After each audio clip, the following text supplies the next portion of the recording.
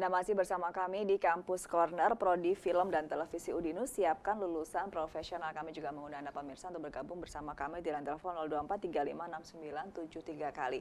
Baik, tadi kita sudah ulas bagaimana tentang film Meja Makan. Nah, ini pemirsa kami akan hadirkan cuplikan filmnya untuk Anda. Selamat menyaksikan.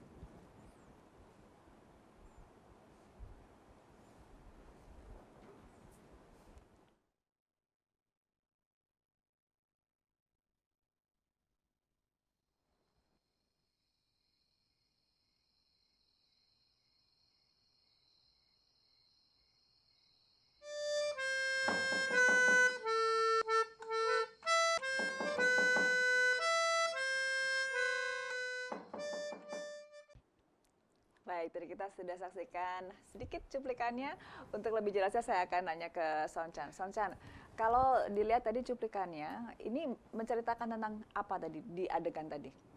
Kalau di adegan cuplikan itu seorang ayah, dia ayah yang sedang memainkan musik. Jadi dia punya kebiasaan itu bermain alat musik pakai pianika.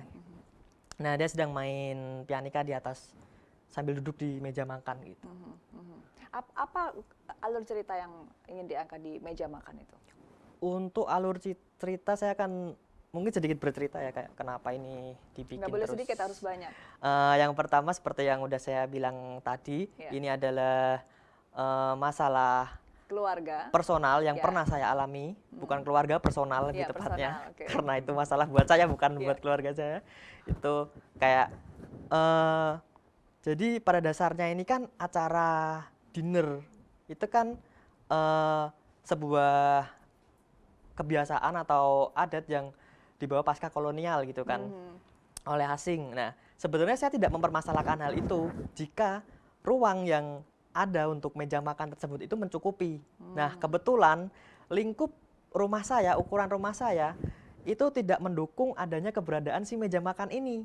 Okay. Nah, makanya itu kayak menurut saya pribadi, saya melihat hal seperti itu kayak kenapa sih meja sebesar ini harus ada di dalam rumah, sedangkan makan itu walaupun bersama-sama kita juga bisa makan di depan TV, di ruang tamu mungkin seperti itu. Namun terus apa yang terjadi? Nah, Apakah merubah kebiasaan itu?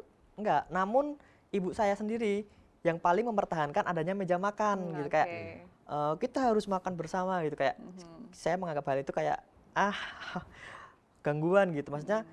Jadi meja itu emang benar sempat dipindah beberapa kali, kayak di ruang tengah, di dapur, segala macam. Nah, itu malah menjadi gangguan untuk kita lewat gitu kan. Nah, terus kalau adegan di ujung film itu si anak sama si bapak ini dia mengeluarkan meja makan tersebut dari rumah.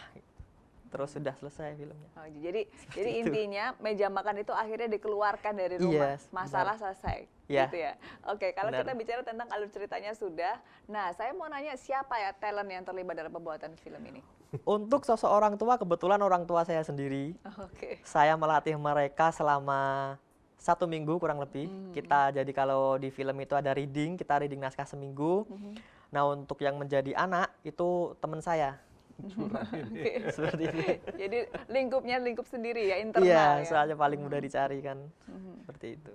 Berarti kalau sampai film ini menang, Sonchan jadi juara, berarti ini juara juga buat Bapak Ibu di rumah ya.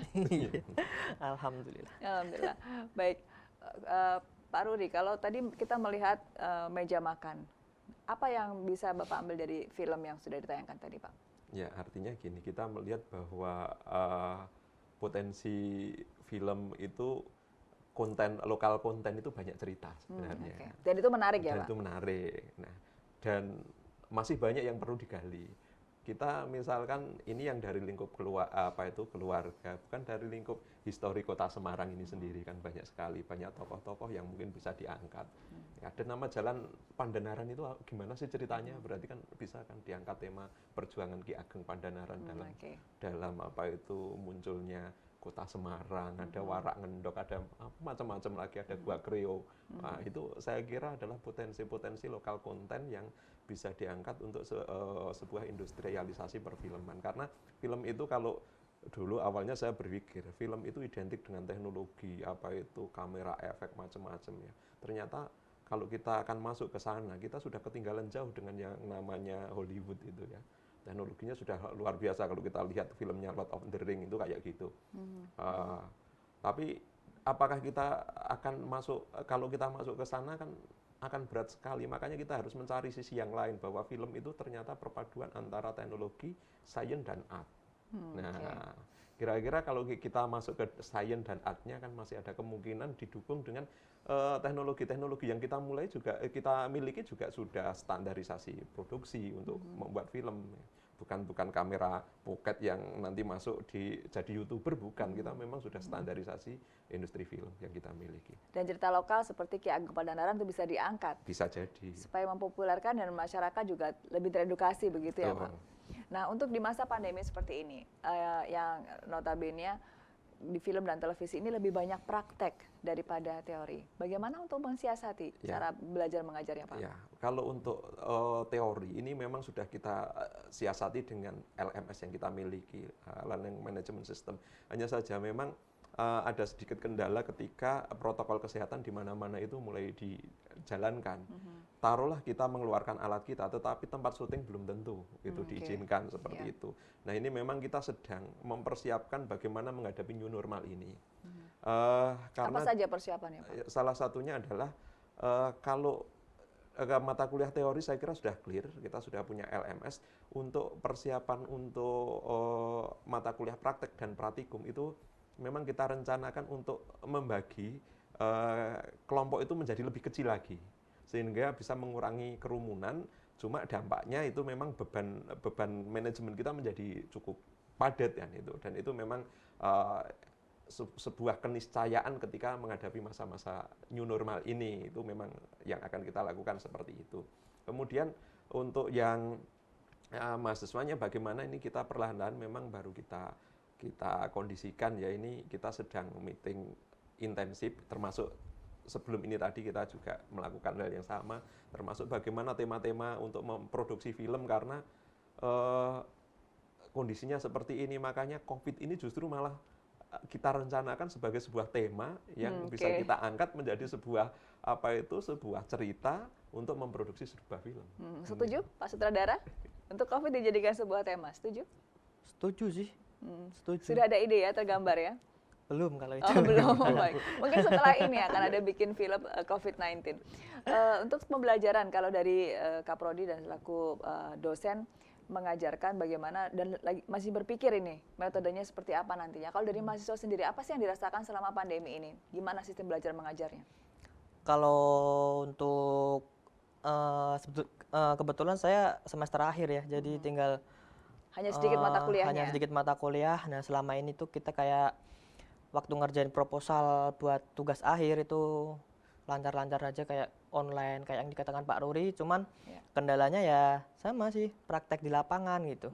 Kita nggak bisa berbuat apa-apa, soalnya emang kalau yang saya lihat dari adanya pandemi ini emang yang paling mati itu industri film gitu. Itu sama sekali nggak boleh ada aktivitas gitu. Soalnya kita banyak kru, film pendek aja paling sedikit krunya 30 orang. Itu udah bisa bikin film itu. Nah, maka dari itu protokol kesehatan kayak kita nurunin 30 orang di lapangan, wah nggak mungkin nih kayaknya nih. Kendalanya di situ. Nah, untuk tugas-tugas sendiri seperti apa, Pak? Ya, tugas-tugas selama ini ya masih berjalan secara akhirnya praktikumnya menjadi selama ini praktikum mandiri. Praktikum di rumah, misalkan nanti ngumpulkan apa, jadi yang keluar akhirnya karya mungkin dikritisi oleh masing-masing dosen kan itu. Dikasih review kan itu ya, review komen seperti itu, kurangnya apa dan seterusnya. Hanya memang ya ini mudah-mudahan ini segera sirna, karena hal-hal yang terkait dengan digitalisasi di film itu mau tidak mau harus menggunakan peralatan-peralatan yang memang harus offline ya. Turun di lapangan, tidak bisa dikondisikan di masing-masing rumah. Ya mudah-mudahan pandemi ini segera berakhir. Cuma sembari menunggu ini memang kita sedang mensiasati, paling tidak kita dapat dari kemampuan mahasiswa dalam penceritaan ya membuat cerita ini memang kita usulkan untuk membuat cerita tentang COVID terutama yang adik-adik kelasnya sound ini karena kalau sound Iya. materinya sudah habis semua jadinya tidak bisa Oke. di ini praktikum semuanya sudah habis tinggal dia menyelesaikan ini produksi akhirnya saja sebenarnya. Sonchan, apa sih yang paling susah untuk seorang sutradara? Tantangan terberat? Riset sebetulnya. Riset, terkadang orang yang mau bikin film itu kayak mengentengkan sebuah riset ya. Tapi riset itu sebenarnya hal yang paling penting, itu tahap paling awal sekali untuk membuat film. Kalau langkah selanjutnya setelah riset, basic-basic itu seorang sutradara itu yang pertama harus bisa menguasai cerita, menguasai kondisi lapangan, seperti itu. Jadi riset, menguasai cerita, menguasai Iya. kondisi lapangan. Untuk lebih lengkapnya nanti diceritakan di segmen berikutnya. Pemirsa jangan kemana-mana, tetap bersama kami.